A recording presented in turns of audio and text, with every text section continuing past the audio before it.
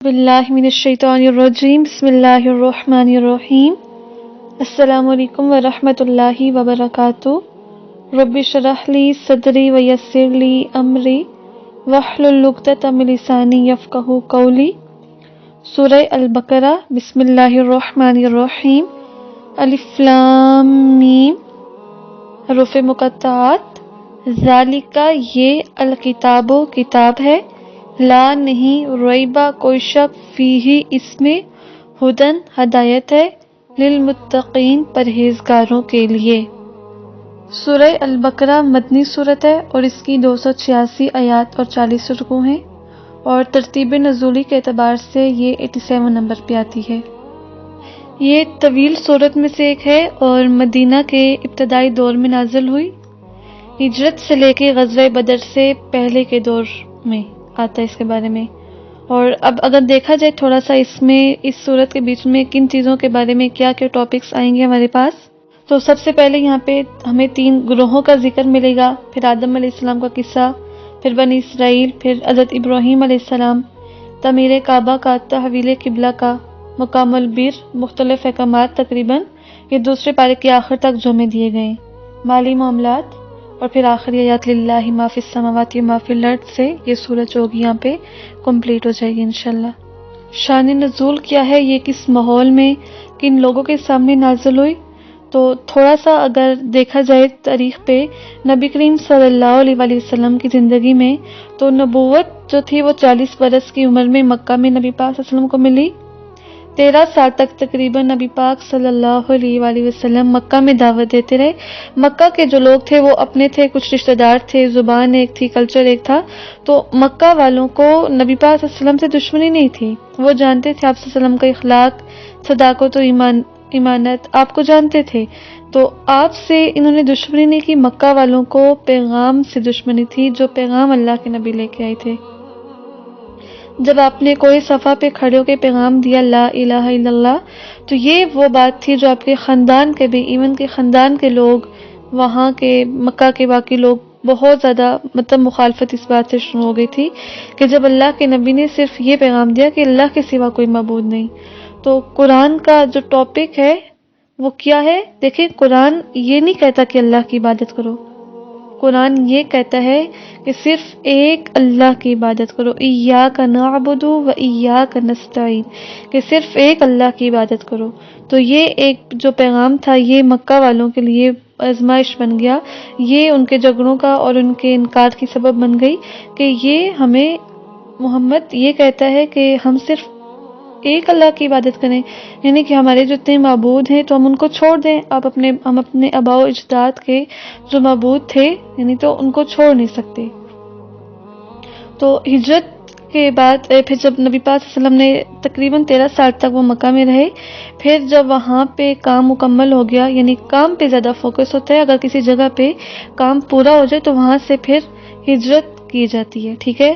تو اللہ کے نبی نے جب ہجرت کی وہاں سے، تو اب ہوتا تو یہ تھا کہ ہجرت کے بعد ان پہ بجلی گرتی یا مکہ کے لوگ ہلاک ہو جاتے، جیسے پچھلی امتوں میں ہوتا رہا ہے کہ جیسے نبی پھر وہ جگہ چھوڑتے ہیں تو پیچھے وہ قوم، اکثر قوم نوح کے بارے میں آتا ہے کہ حضرت نوح علیہ السلام جب اپنی کشتی پہ بیٹھ کے اپنے ایمان والوں کو لے کے بچ گئے تو پیچھے ان کی قوم جو تھی وہ ہلاک ہو گئی، ٹھیک ہے۔ تو حضرت محمد صلی اللہ علیہ وآلہ وسلم نے جب مکہ سے ہجرت کی تو پیچھے جو مکہ کے لوگ تھے ان کے ساتھ اس طرح کا واقعات پیش نہیں آئے، یعنی ایسے نہیں ہوا کہ پیچھے بجلی گری یا کوئی آسمان سے عذاب آیا تو وہ منکر جو تھے وہ ہلاک ہو گئے، کیونکہ پہلی بات یہ کہ حضرت محمد صلی اللہ علیہ وسلم آخری نبی ہیں، ٹھیک ہے، اللہ کے آخری نبی، ان کے بعد اب کوئی نبی نہیں آنے والا، اور مکہ میں اللہ کا گھر ہے، بیت اللہ اللہ کا گھر ہے، اور پھر مکہ میں ابھی کچھ لوگ ایسے تھے جن کے دلوں میں ایمان آ چکا تھا لیکن ابھی جرأت نہیں تھی ان کے بیچ میں، تو پچھلی قوموں کے ساتھ جو کام یکلخت ہو گیا تھا آفت سے، مکہ والوں کے ساتھ، منکروں کے ساتھ وہ کام تقریباً 10 سال میں ہوا، اور قسطوں کی صورت میں بدر سے تبوک تک، یعنی پچھلی قوموں کے ساتھ جو معاملے زلزلے اور طوفانوں سے ہوا کرتے تھے، اللہ کے نبی کے مخالفین کے ساتھ وہ کام تلواروں سے ہوا کہ ان کے ساتھ جنگیں ہوئی، اور پھر کتنے ہی ایسے لوگ تھے جو جنگوں کے بیچ میں مارے گئے. اور مکہ کے جو لوگ تھے وہ خود کو کافر نہیں کہتے تھے، ٹھیک ہے. کافر وہ ہوتا ہے جو اللہ کو مانتا ہی نہیں ہے. ان کو مشرکین مکہ کہا جاتا ہے کہ وہ شرک کرتے تھے اللہ کے ساتھ. انہوں نے اور بھی لوگوں کو، بتوں کو شریک ٹھہرایا ہوا تھا. خانہ کعبہ کا طواف بھی کرتے تھے، حاجیوں کو پانی پلاتے. نام کے مسلمان تھے صرف، ٹھیک ہے. خود کو مسلمان کہتے. اگر انہیں کوئی یہ کہتا کہ تم مسلمان ہی، تو وہ نہیں مانتے تھے یہ بات، ٹھیک ہے. انہوں نے خود کو، اپنے آپ کو مسلمان سمجھتے تھے، لیکن عقائد کے مشرک تھے. وہ رسم و رواج میں بندھے ہوئے اور بتوں کی پرستش کرتے، اور ان کا یہ خیال تھا کہ یہ بت جو ہیں یہ ہمیں اللہ تک پہنچنے میں ہماری مدد کرتے ہیں، ٹھیک ہے. تو اس وجہ سے وہ مشرکین مکہ تھے. اب انہوں نے نہیں مانا، جو لوگ وہاں پہ رہ گئے. اب اللہ کے نبی جب مدینہ میں آئے تو یہاں پہ آ کے چیلنج جو تھا وہ اور بڑھ گیا تھا. دیکھیں، مکہ والوں کو پیغام سے دشمن تھی، پیغام لانے والے سے نہیں تھی. ان کو نبی پاک صلی اللہ علیہ وسلم کی ذات سے دشمنی نہیں تھی. وہ پسند کرتے تھے ان کو، اپنی امانت ان کے پاس جا کے رکھواتے تھے، صادق امین انہیں کہتے تھے. لیکن جب مدینہ میں آئے تو یہاں پہ مدینہ میں جو لوگ عباد تھے، وہاں پہ ایک یہود کا گروہ عباد تھا مدینہ میں، ٹھیک ہے. اور یہودی وہ کہ وہ آخری نبی کے منتظر تھے، انتظار کر رہے تھے کہ کب آخری نبی آئیں گے، ہم ان پر ایمان لائیں گے اور پھر ہم جو ہے ان کے ساتھ مل کے لڑیں گے اور دشمنوں پہ فتح پائیں گے. لیکن جب آخری نبی آئے، اور یہودی چونکہ بنی اسرائیل میں سے تھے اور آخری نبی بنی اسماعیل میں سے آ گئے، تو یہ ایک چھوٹی سی بات پہ یہودی اٹک گئے. ان کا مسئلہ یہ تھا کہ یہ نبی ہمارے مسلک سے نہیں آئے. تو یہ گروہ ایک چیلنج بن گیا تھا. یعنی کہ پچھلے گروہ نے پیغام سے دشمنی کی تھی، اب یہ جو گروہ تھا اس کو پیغام لانے والے یعنی نبی پاک صلی اللہ علیہ وسلم سے دشمنی پڑ گئی کہ یہ ہمارے نہیں مسلک سے آئے، یہ بنی اسرائیل سے نہیں آئے، تو ہم ان پر ایمان نہیں لاتے. تو اس صورت میں انشاءاللہ عز و جل ہم بنی اسرائیل کے بارے میں بھی پڑھیں گے اور بنی اسماعیل کے بارے میں بھی پڑھیں گے. الف لام میم حروف مقطعات. یہ جو حروف ہیں یہ مختلف صورتوں کے، اکثر صورتوں کے آغاز میں آتے ہیں. سورہ آل عمران کے آغاز میں، الاعراف کے، سورہ یونس کے، سورہ ہود، سورہ یوسف، سورہ رعد، سورہ ابراہیم، سورہ حجر، سورہ مریم، سورہ طٰہٰ، سورہ شعراء، سورہ نمل، سورہ قصص، سورہ عنکبوت، سورہ لقمان، سورہ سجدہ، یاسین، صاد، سورہ مومن، حامیم سجدہ، شورى، زخرف، دخان، جاثیہ، الاحقاف، قوف اور القلم. 29 صورتیں ایسی ہیں، ان کے نام میں نے بتا دیے. ان کے ابتدا میں حروف مقطعات آئیں، ٹھیک ہے. ان حروف کے بارے میں کچھ بھی کبھی بھی نہ بولیں کہ ان سے یہ مراد ہو سکتا ہے یا یہ مراد ہو سکتا ہے. ان سے کیا مراد ہے یہ ہمیں نہیں معلوم، اور اس پہ بات بھی نہیں کرنی کہ ان سے یہ مراد ہو سکتا ہے. اللہ کے نبی نے ان حروف کو توڑ توڑ کے پڑھا، جیسے الف، لام اور میم. اسی لیے ہم بھی ان کو توڑ توڑ کے پڑھتے ہیں، ٹھیک ہے. تو ان کے معنی میں یا ان کے مفہوم کے بیچ میں مختلف لوگ رائے دیتے، لیکن ان میں نہیں پڑھنا، کیونکہ جب اللہ کے نبی نے نہیں بتایا، جب اللہ نے اس کو راز رکھا ہے تو اس کو راز ہی رہنے دے. ذالک الکتاب لا ریب فیہ، کہ اس کتاب میں کوئی شک نہیں ہے، یہ وہی کتاب ہے جس سے ہمیں ہدایت ملے گی، یعنی قرآن مجید. ہمیں تو کتاب کی شکل میں نظر آ رہی ہے، مگر نبی پاک صلی اللہ علیہ وسلم پر یہ ایسے نہیں لکھی ہوئی آئی تھی. ہمارے سامنے کتاب ہے، لیکن جہاں یہ نازل ہو رہی تھی وہاں پہ اورل تھی.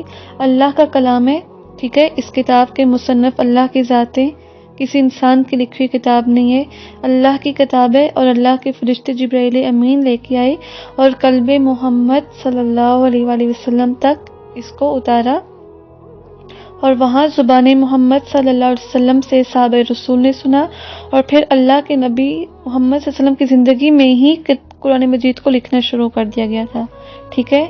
تو یہاں پہ کیا ہے، آغاز میں دیکھیں قرآن کے آغاز میں کیا کہا جا رہا ہے، لا ریب فیہ، جیسے نا لا الہ الا اللہ. تو ایسی ہے کہ اس کتاب میں کوئی شک نہیں.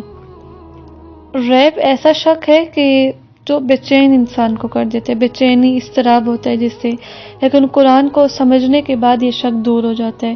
اور پھر آغاز میں اللہ پاک ہمیں بتا رہے ہیں کہ الحمدللہ ہم ایک اتھینٹک کتاب پڑھ رہے ہیں، ہم کوئی ایسی کتاب جس میں کوئی شک و شبہ ہے یا جس میں کوئی کنٹراڈکشن ہے، ایسی کتاب نہیں پڑھی. آغاز میں اللہ پاک نے بتا دیا کہ یہ شک سے خالی ہے. اور پھر اس کے دیکھیں کہ جس دور میں یہ نازل ہوئی اس وقت کوئی لکھنے پڑھنے کا رواج نہیں تھا، امی لوگ تھے اس وقت کے، اور اس کتاب کو انہوں نے پڑھا اور نبی پاک صلی اللہ علیہ وسلم کے پر ایمان لا کے ان کے ساتھ رہ کے وہ لوگ دنیا کے پھر امام بنے، اور جس نے اسے چھوڑا وہ مغلوب ہوا اور زوال کا شکار ہوا۔ تو کیا ہے کہ اس کتاب میں کوئی شک نہیں، پہلے اپنے دل کو شک سے پاک کرنا ہے کہ یہ ٹھنڈی کتاب ہے، ہدایت کی کتاب ہے، اور ہدایت کس کو ملے گی؟ متقین کو، وہ جن کے اندر تقوی ہوگا، نفس کو ہر اس چیز سے بچانا جس سے نقصان پہنچے، گناہ سے، نافرمانی سے، حرام، شک و شبہات سے، یہ تقوی ہے۔ آنکھ کا تقوی ہوتا ہے، کان کا، ہر ایک عضو کا تقوی ہے کہ اس کو نافرمانی سے بچایا جائے، ایک محتاط زندگی گزارنی ہے، کیونکہ متقی بے پرواہ نہیں ہوتا، ٹھیک ہے، کہ جو چاہے مرضی کر لے۔ سوچ سمجھ کے کام کرنا، بولنا، اٹھنا، چلنا، تعلق نبھانا، صبر، نفع نقصان، زبان کا استعمال، ہر ایک کام ویری کیئرفلی، کیونکہ یہاں پہ اس دنیا میں ہم نے محتاط ہو کے زندگی گزارنی ہے۔ اور پھر قرآن شروع میں اللہ پاک بتا رہے ہیں ہدن للمتقین، یہ قرآن ہدایت کی کتاب ہے، یعنی اس کتاب کو کچھ اور نہ سمجھے، یعنی یہ وظیفوں کی، ٹوٹکوں کی، جنوں بوتوں کو بگانے کی یہ ایسی کتاب نہیں ہے، یہ ہدایت کی کتاب ہے۔ جب آپ کو اس کتاب سے ہدایت مل جائے تو باقی اس کے فائدے تو وہ سب آپ کو ملیں گے، لیکن اگر آپ اس سے ہدایت نہیں لے رہے تو باقی کچھ آپ کو نہیں ملے گا۔ ہدایت جو اصل مقصد ہے اس کا وہ ہدایت ہے، ٹھیک ہے۔